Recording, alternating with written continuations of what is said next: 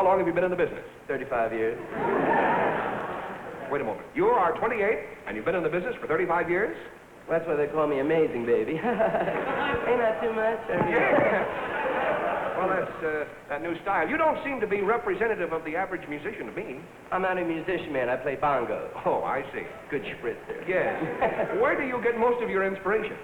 Wheat germ. You eat wheat germ? No, I smoke it. Oh, I see. Well, later.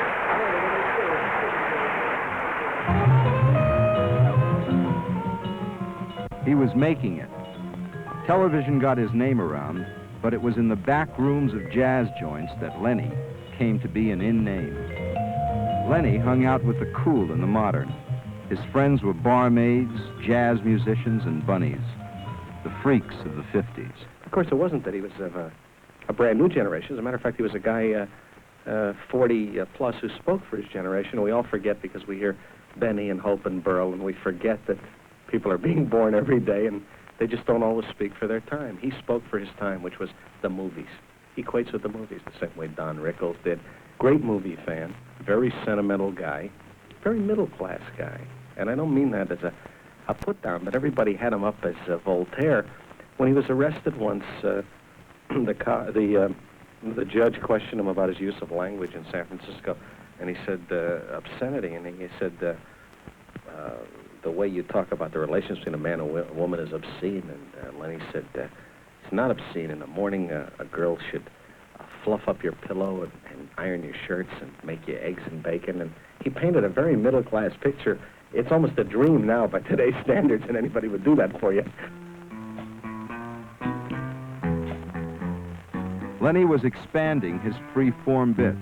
He wanted to go to Hollywood, fooled with a film called Leather Jackets, and then his own TV pot. Well, Dick, like if you play Horace Silva and Oscar Peterson and together and blindfold me, I won't know the difference, you know. And I'm not going to shuck anybody and tell them, yeah.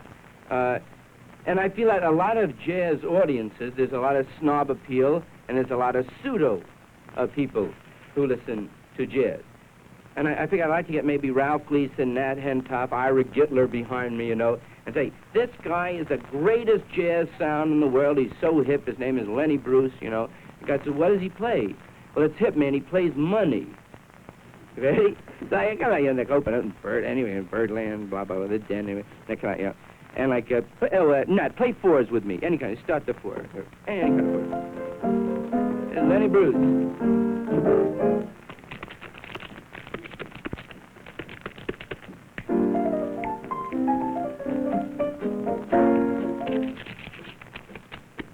And they go, wow, it's too much, man. He's wild. He's out. This is an album I did for Fantasy, and it's called The Sick Humor of Lenny Bruce. Now, there's another thing with semantics. There are some pretty far-out bits on the album. My humor, there's never any scatological references to it. I don't do any motel jokes, in other words. Most of my humor lies in the ludicrous or, you know, being just out-and-out irreverent. However, and as I say, there's a lot of truth in the album, but nothing sick, except one bit is good and sick. So I figured, you know, that I might as well be honest and do the one sick bit that's on the album. And also, it depends, sick, what your point of view is. And it concerns John Graham Greene. John Graham Greene is a guy, I don't know if you remember him, he blew up a plane with 40 people and his mother. And for this, the state sent him to the gas chamber, proving actually that the American people are losing their sense of humor. Because when you think about it just for a minute, anybody who blows up a plane with 40 people and their mother can't be all bad. Even cranky or something. So I figure, like, how it happened back to the airport. United Airlines paging a passenger, Sylvia Green. That's United, Unitey, in case we get sued. I just thought of that. Okay. Unity Airlines, cap on that, okay. Unity Airlines Paging a passenger, Sylvia Green, to the flight desk. Will A. Sylvia Green report to the Unity Airlines flight desk, ticket desk, information counter. Grand Concourse now loading for gate 31 for Hawaii and the Philippines. Will A. Sylvia Green... Come on, Ma, we're gonna miss the plane. Come on, you old freak, move it there now. Hurry up. I don't know why you want me to fly all of a sudden. I'm telling you, you're gonna get claustrophobia all closed in up there. Don't worry, Mom, you're gonna get a lot of air. That's a good part for Elijah Cook. That's right, Ma, you get a lot of air. All right. Okay, now you cool it, mine. I got a wonderful game for you to play before you get on the plane. Games, I love games. You love this one. It's called Fill Out the Policy. Come here, Shrike. Right there, you got that solid. Okay, now I've got another present for you. And I don't want you to open this up before you get on the plane. Close your eyes, I'm going to put it in your pocketbook.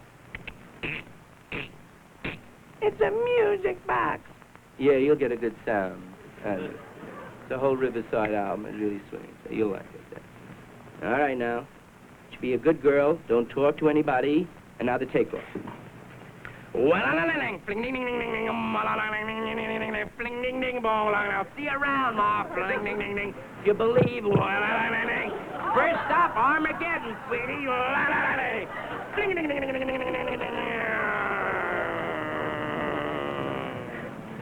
Good evening. My name is Mr. Stevenson.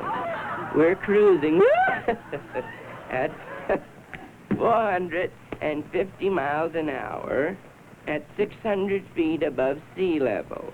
If the passengers would like to look over the left wing of the plane is the lovely island of Catalina, and to the right, Guam.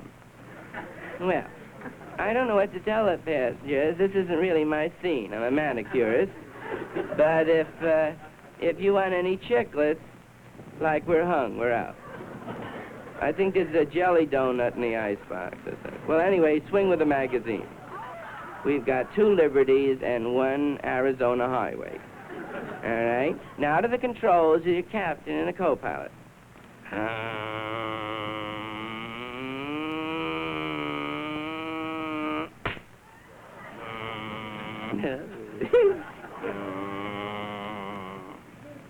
Where are we? I don't know, man. I'm so juiced at Airport Bar. Well, I gotta make a martini. I'm out of my nut, baby. Well, cool it and groove with the high, then. Hey, what? Hey, we gotta know where we are, man. Why's that? That's right. You got a nutty philosophy, baby. That's it. That's something else. Yeah, what's the difference? They're lucky they get anywhere for $79, hey, what? Hey, what's that thing like you're always grabbing there? That moves the wings, man, like, and does the thing like that. You're putting me on, right? Now, that's the thing. Is that, where did you pick up on that bit? Smiling Jack. That's really weird. I always said this smart, right? It's moving. All right, you'll do it on the ground. Don't ruin it now. You ruined my armature and everything. What's that? The back end of the plane just blew off. 15 people just fell out. Cool it now. Just cool it. They got 20 more.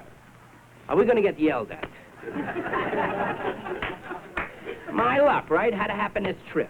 What are we going to do? Just cool it now. Don't panic now. Will you cool it, you nitwit there? Well, what are we going to do? They're going to yell at us. They're going to yell. Shut up. Just shut up and cool it there. Well, what are we going to do? Look, you don't say anything, I don't say anything.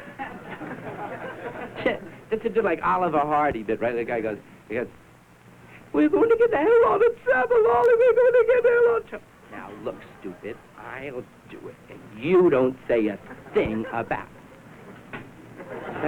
Do it. All right. What do you mean? What do you mean don't say anything about it? There's 30 people left. Let's dump them. You can do a thing like that, you monster. They're awake. I don't know what to do. All right, all right. Hey, what? You remember that guy in the second seat? The guy was a real stalker. He was coming on. He knew a lot about planes, and he was dropping a lot of big words like wing and propeller and everything. Yeah. Well, like, have him come by, man, and, like, we'll do a thing, you know. No, it ain't happening that way. Call him up for me. All right, switch on the inside. My name, Mr. Stevenson. Will you shut up with that, you nitwit? Everybody knows your name, moron, and stay out of the icebox. And hurry up and get that guy up here. That's right, knows all about the plane. All right?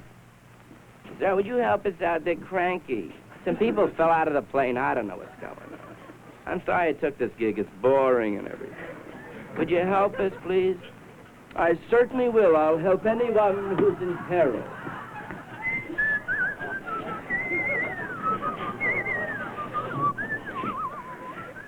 So we're in a lot of trouble. It's very obvious. Everybody fell out of the plane, I think. Yeah, you got a bit of a beef there. Well, what do? We don't know what to do with the rest of the plane. Well, we could put cafe curtains. Will you shut up now? Just shut up, nitwit. All right, come here. Well, it's obvious that you've stripped the plane of everything. You're going to have to ask for volunteers. To what? You know. Hey, what are you, nut? There's the Three Stooges, but hey, Curly, Pop, Mo. Right? Hey, what are you nut or something? I can't ask people to jump out of a plane. Well, you'll have to. Something has to happen. Well, I can't ask him, and I can't either. Let me ask him. I know how to talk to people. Solid. Be my guest, man. Good evening, everyone. I got a surprise. It's jumping time. I know you people have been satiated with so many of the Hollywood themes where the captain and the co-pilot jump out to save the passengers. Well, like it's not happening. I don't want to bug anybody, but let's split. Anybody now. You, the old man. The old railroad man. No, please, I just got my watch.